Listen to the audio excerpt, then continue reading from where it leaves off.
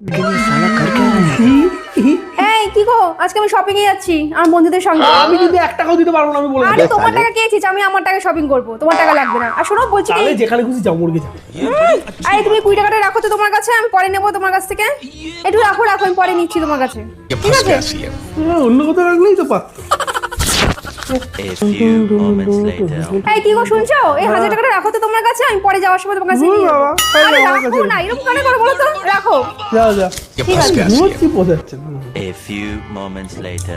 কি গো, বেরোবো এবার, টাকাটা আমার দাও যেটা দিয়েছিলাম তোমাকে আমি। আচ্ছা, তাড়াতাড়ি বার করো, দেরি করো না। এই এটা কি দিচ্ছ?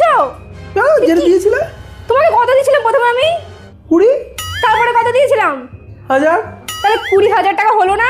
বার করো 20,000 টাকা। সে কি? হ্যাঁ, আমাকে বেশি একদম অঙ্ক শেখাতে আসবে না। বার করো 20,000 টাকা। আরে তুমি যা দিয়েছিলে। না না, কোথায় তোমার পার্সটা দাও তো। নিজে তো বার করবে, তোমার পার্সে মনে হচ্ছে এত টাকা থাকবে না। আমি কার্ডটা নিয়ে গেলাম, ঠিক আছে?